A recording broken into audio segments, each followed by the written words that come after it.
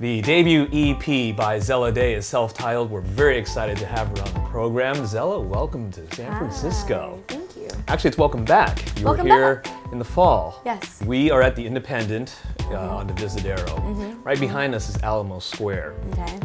That's This where is the Full House okay. house Actually, is. on the way over here, my drummer was like, Full House, house. And I was like, Full House, house, house? House? Where's the house? Yeah.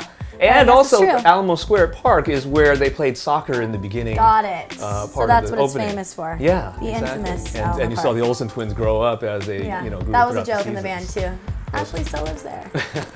She probably does. She probably does, right? Right? Hidden in the closet or what Yeah, have you. exactly. So your parents really got you into music at such a young age. Yeah, yeah. Guitar and singing, and your mom was a performer herself at one point, right? I mean, I think it was just like me playing music was always supernatural. I always sang, just like any little kid sings. And I just luckily had parents that were supportive and could drive me to lessons and do all of that. So I just never stopped.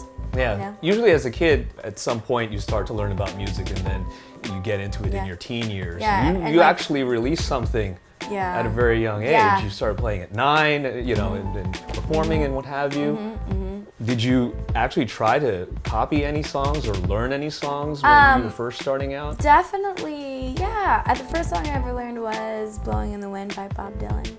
So I definitely had my inspirations and I did a lot of covers of like Elvis and Bob Dylan and just very random. Anything that had 3 chords in it, really. See, that's very refreshing and it's fascinating because usually a 19, 20-year-old whatever would say, oh, I learned Blink-182, Green Day, Nirvana.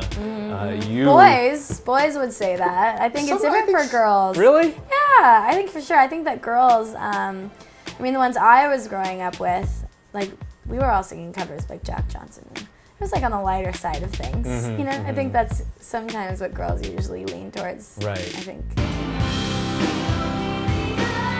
But you had a very interesting experience in Yeah. high school, flying off to Nashville, going Yeah. back to Arizona, and then moving and all this other stuff, and finally homeschooling. Totally. So, dating life, was it just sort of accelerated because you were hanging out with all these older people in recording studios? Yeah, I would say like for the first time ever in my life, I'm feeling settled. Like I feel like I belong finally.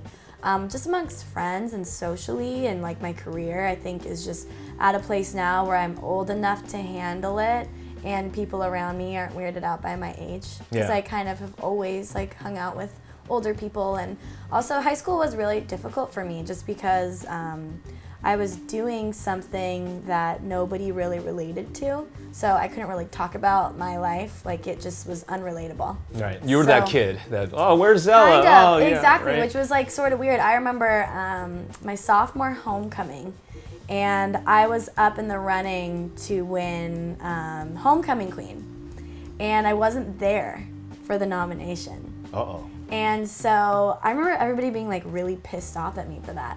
Like I had gone to Nashville for writing. And so it was weird. Like I liked high school, I really enjoyed it.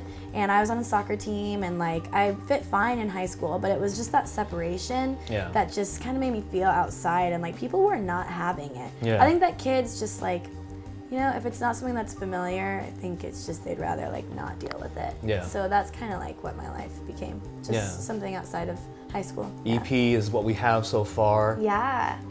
We're waiting for an album. Yeah, that's coming out in June. Okay. Yeah, June's kind of the tentative date. That we Already have. recorded and just finishing touches? It's been recorded for a while. Okay. I'm like working on my second record. How many years did you put into this first album? Because usually people talk about putting their life. I was just gonna say probably my whole life. Yeah. Like I think about it and it's just like my evolution from, I don't know, just from being a young songwriter, which I still am a young songwriter, but I feel like I have more of an idea of what my sound is. I'm very sure about it. Yeah. And so I hear that in my record, which is refreshing because I think everything I recorded before was kind of like a dance between this and trying this out and a lot of taste testing.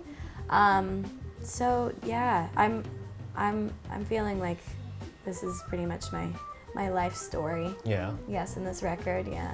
Cool. It's draining to listen to I it from can top to bottom. imagine, I'm just right? like, oh my god, there's like a lot of in there that I didn't want people to know, but now they know. When you're not performing and listening to your own music and sound checking what have you, what are you listening to? I'm listening to a lot of the Zombies right now, funny enough. Yes. I love Colin Blunstone, and Spotify is always just like taking me on a trip with related artists and doing all that, so. What was the last rap song you listened to? Oh, the last rap song. Oh God, I'm kind of embarrassed. I love the Coco. I love the Coco. Oh, wow. I was not expecting that. Well, it's the last rap song I listened to. It was like my friend had a birthday party the other night and it was on. Yeah. Yeah, and it like sticks out. You're like, what is he saying? Is he really saying that? Yes, he is. And you're just right there with it and singing along. Well, very much appreciate your time. Big fan of your music, and Thanks. best of luck to you. Look forward to the album. Thank you so much.